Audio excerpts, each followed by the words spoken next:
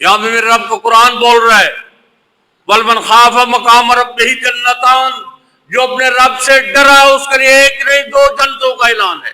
اللہ الرحمن الرحیم۔ وَنُصَلِّمُ عَلَى رَسُولِهِ الْكَرِيمِ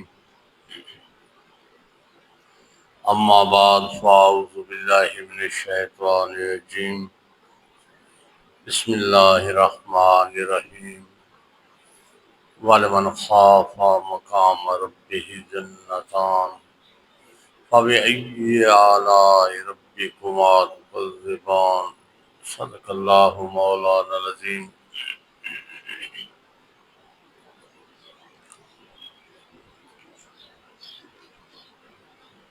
سورہ رحمان کی دو آیات آپ کے سامنے پڑھنے کے شرف حاصل کیا۔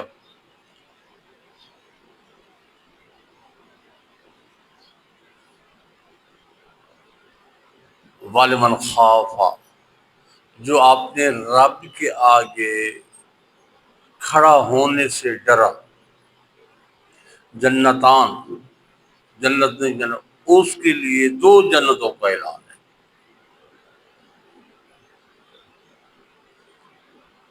یہ کوئی بزرگوں کی تحریر نہیں ہے، صوفیاء کا کلام نہیں ہے، یہ میرے رب کا قرآن بول رہا ہے۔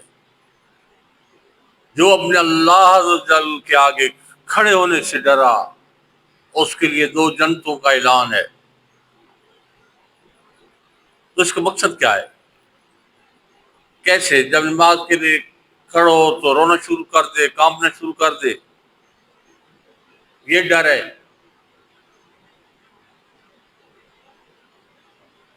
یہ ڈر نہیں ہے، یہ ڈر ہے اندر۔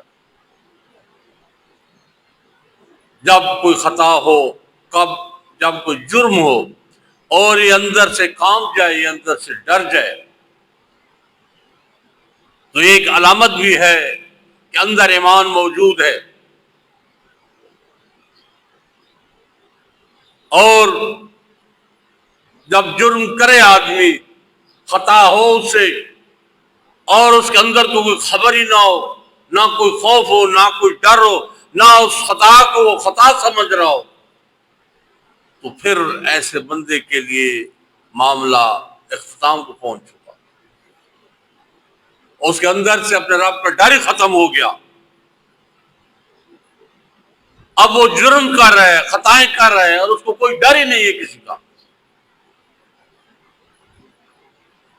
تو یہ ایک قسم کا، یہ جو اللہ تعالی کا خوف ہے، یہ ایک قسم کا تھرمامیٹر بھی ہے کہ جب بندے سے خطا ہو جائے، جرم ہو جائے، یہ جو خطا ہے یہ آدم کی ذریت کے اندر رکھی گئی ہے،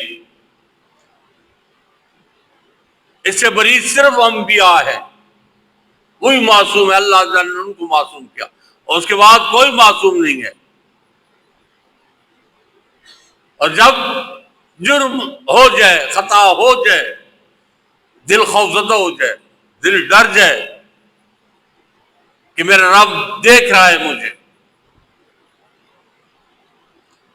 تو پہلی تو بات یہ ہے کہ ایمان کے جو جز ہے وہ اندر موجود ہے، ایمان اندر دل میں قائم ہے تبھی تو وہ ڈر رہا ہے اپنے رب سے، اور رب سے ڈرتا وہی ہے جس کے اندر ایمان ہو، جس کے اندر ایمان ہی نہ ہو اس نے کیا ڈرنا اپنے رب سے۔ امام ابو حنیفہ آپ کا زمانہ مبارک ہے، اس میں کچھ اقوال ہیں، امام شافعی کے بھی قول ہے، لیکن کیونکہ تابعین کا دور پایا امام ابو حنیفہ نے، تو عباسی خلیفہ ہارون الرشید، اس کی زوجہ تھی زبیدہ خانم، اور یہ بنو عباس میں واحد اس کی بیوی تھی جو بنی ہاشم میں سے تھی۔ تو بیٹھے بیٹھے بہت زیادہ محبت تھی زبیدہ کے ساتھ اس کی، ہارون کی، تو مذاق میں بیٹھے بیٹھے وہ کہتی ہے اس کو، ہارون کو، کہ جہنمی، اس نے کہا اگر میں جہنمی تو تجھے طلاق۔ اب بعد میں جب غور کیا تو اس نے کہا یہ کیا تو نے کہا ہے مجھے؟ اب تم اس سے اس وقت تک جدا رہے جب تک علماء اس کے بارے میں کوئی فیصلہ نہیں کرتے. علماء سے پوچھ. اب علماء سے پوچھا گیا. اب جسے پوچھا گیا اس نے کہا کہ اس کا تو صرف رب کو ہی پتہ ہے تو جنتی ہے یہ جنتی. طلاق تو واقع ہو گیا. تیرے جنتی ہونے کا کوئی یہاں پہ نبی مکرم ہوتے تو وہ تو بتا سکتے تھے کہ تو جنتی ہے یا نہیں ہے. اب اس دور میں کون بتا سکتا ہے کہ تو جنتی ہے یا نہیں؟ اب دن رات پریشانی میں علماء آتے تھے, سب کا ایک ہی جواب ہوتا تھا. پھر ایک دفعہ اور دربار میں بلایا گیا علماء کو. امام ابو حنیفہ بھی تھے اس میں. تو علماء سے پھر سوال کیا گیا تو وہاں پہ امام ابو حنیفہ علیہ رحمہ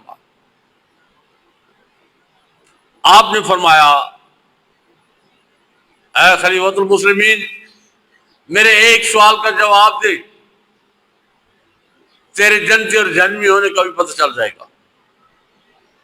یہ علم والوں کی بات ہے نا, جن کو اللہ تعالیٰ نے فراست دی ہے تو کمال کی لوگ ہیں. اب جتنے بڑے بڑے جید علماء بیٹھے تھے تمام حیران کہ یہ کیا کہہ رہے. تو امام ابو حنیفہ نے کہا, آپ نے فرمایا کہ ہاں مجھے ایک بات بتاؤ کہ اللہ تعالیٰ جل کے خوف سے تنہائی میں کبھی تیرا آنسو بھی آیا ہے؟ تو ہارون کی چیخ نکل گئی اور اس نے کہا نعمان بن ثابت ایک دفعہ رات کے پہروں میں اکثر ہارون اپنے رب کے خوف سے روتے ہی رہتا ہے. تو امام ابو حنیفہ نے فرمایا پھر تو جنتی ہے, تیری طلاق نہیں. اب پورے دربار میں جو ہے نا شور اٹھ پڑا کہ یہ کیسے ہو گیا. آپ نے فرمایا خاموش رہو, یہاں پہ میرے رب کو قرآن بول رہا ہے وَلْمَنْ خَافَ مَقَامَ رَبِّهِ جَنَّتَانِ, جو اپنے رب سے ڈرا اس کے لیے ایک نہیں دو جنتوں کا اعلان ہے.